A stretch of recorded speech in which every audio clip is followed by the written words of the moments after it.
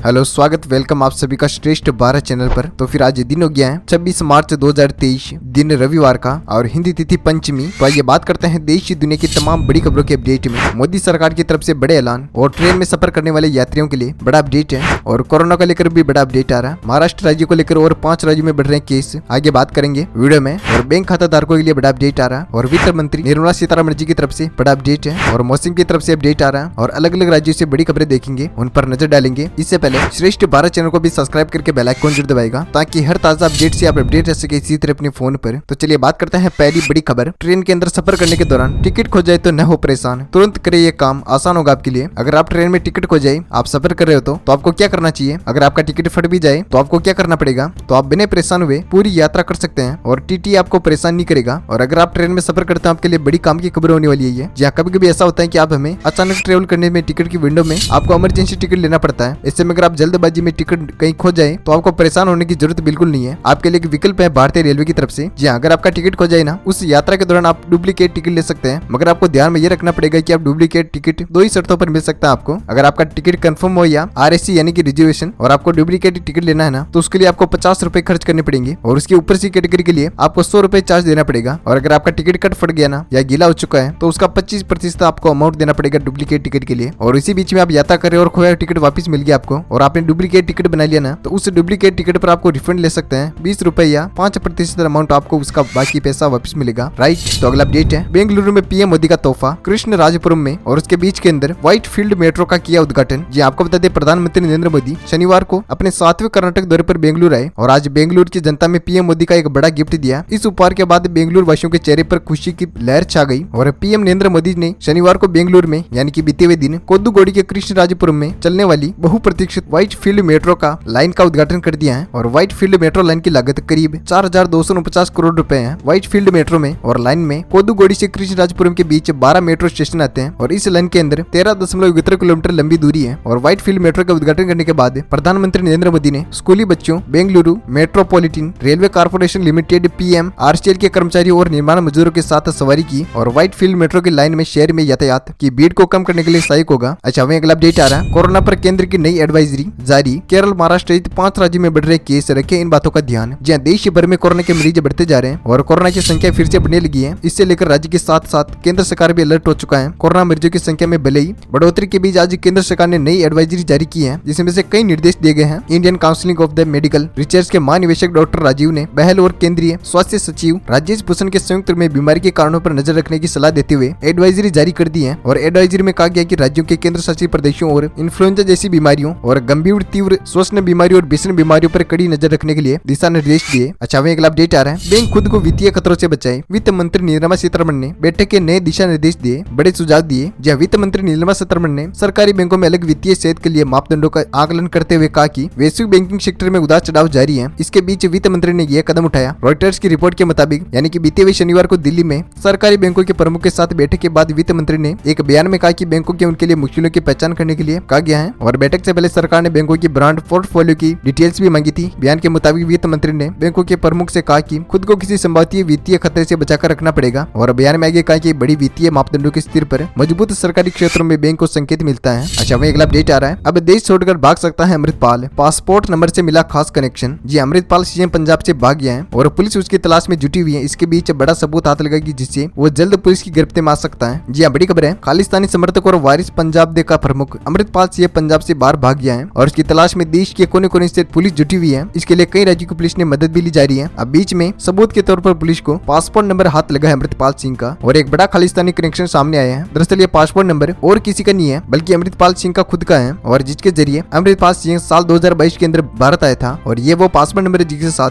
Amritpal Singh Dubai से खालिस्तान के साजिश के साथ हिंदुस्तान में दाखिल हुआ और पंजाब में अपने मंसूबों को अंजाम देने में जुट गया। अच्छा, वहीं अगला अपडेट आ रहा है। कर्नाटक के अंदर फिर पीएम मोदी की सुरक्षा में चूक, रोड शो के दौरान युग ने की काफिले में घुसने की कोशिश। जी हाँ, पीएम नरेंद्र मोदी शनिवार को कर्नाटक दौरे पर आए थे और रोड शो किया गया। इसके दौरान पीएम मोदी की सुरक्षा को देखते हुए एक चूक सामने आई है। बड़ी खबर है। जी हाँ, पीएम मोदी का रोड शो गुजरा था तब एक शख्स ने उनके काफिले के अंदर घुसने की कोशिश की। हालांकि इस दौरान वहाँ पर तैनात सुरक्षा कर्मियों ने युवक को पकड़ लिया। बता दें, इससे पहले हुबली में पीएम मोदी के रोड शो पर एक बच्चा पीएम मोदी से बहुत ही करीब आया था। इसके बाद युवक ने काफिले में घुसने की कोशिश की और जानकारी के मुताबिक पीएम मोदी नरेंद्र मोदी चुनाव से पहले ठीक आज कर्नाटक के दौरे पर पहुंचे थे। वहाँ पर उन्होंने भव्य रोड शो किया और पीएम मोदी का काफिला रोड शो पर गुजरा था। तभी एक एक छोटा सा बच्चा आकर पीएम मोदी से हाथ मिलाने की कोशिश कर रहा था और इसी बीच काफिले को तैनात पीएम मोदी के सुरक्षा कर्मियों ने उस बच्चे को रोका और उस बच्चे के हाथ से लेकर माला पीएम मोदी के गले में डाल दी और जोरों ने बच्चे को तुरंत काफिले से दूर किया। अच्छा, वहीं अगला अपडेट आ रहा है। चोरी मंडली वाले बयान पर मुश्किल में संजय राउत, विशेषाधिकार हनन वाले मामले पे दोषी करार। जी राज्यसभा सांसद संजय राउत अपने एक बयान को लेकर बड़ी मुश्किल में फंस गए हैं। बीते 1 मार्च को लेकर कोल्हापुर में उन्होंने विधिमंडल के साथ लिए चोरी मंडल जैसी टिप्पणी की। इसके बाद माहौल गर्म हो गया और ठाकरे गुट के सांसद संजय राउत ने विवादास्पद बयान के दौरान संजय राउत के खिलाफ विशेषाधिकार का हनन का नोटिस भेजा गया। और इसी बीच केंद्र में राहुल गांधी की सदस्य के जाने के बाद सियासी हलचल अभी तक जारी है। इसी बीच महाराष्ट्र ऐसी बड़ी खबरें आ रही है। वहीं अगला अपडेट है मौसम को लेकर। किसान भाइयों के लिए बड़ी समस्या, एक नया पश्चिमी विक्षोभ अफगानिस्तान से आसपास के क्षेत्रों पर देखा जा सकता है। वही एक चक्रवातियों का क्षेत्र दक्षिणी पूर्वी राजस्थान पर बना हुआ है और तेलंगाना, दक्षिण छत्तीसगढ़, आंतरिक ओडिशा से गुजरते हुए राज्य सीमा में झारखंड तक एक निम्न दबाव का क्षेत्र बना हुआ है, रेखा बनी हुई है। तो बात करते हैं पिछले 24 घंटों के दौरान मौसमी हलचल के बारे में क्या अपडेट है। तो पिछले 24 घंटों के दौरान दिल्ली, हरियाणा के कुछ हिस्सों में, पश्चिमी उत्तर प्रदेश, उत्तर भारत, उत्तर तमिलनाडु, दक्षिण छत्तीसगढ़, तटीय ओडिशा, गुजरात के कुछ हिस्सों में और उत्तर पश्चिमी राजस्थान में हल्की से मध्यम बारिश और गढ़ के साथ बौछारें देखी जा सकती है। और सिक्किम और आंध्र प्रदेश में दक्षिणी तट पर 1 या 2 स्थानों पर भारी बारिश हुई है। और पंजाब, राजस्थान, गुजरात, आंतरिक तमिलनाडु और पूरी मध्य प्रदेश में कुछ हिस्सों में हल्की से मध्यम बारिश हुई है। तो ये जानते हैं कि अगले 24 घंटों के दौरान क्या रहेगा मौसम का हाल, कहां पर है रेड अलर्ट जारी और कौन से राज्य को किसानों को रहना पड़ेगा अलर्ट। तो अगले 24 घंटों के दौरान मौसमी पूर्वानुमान है कि पश्चिमी हिमालय, अरुणाचल प्रदेश में हल्की से मध्यम बारिश और बर्फबारी की उम्मीद है और हिमाचल प्रदेश में कुछ हिस्सों में भारी बारिश और बर्फबारी हो सकती है।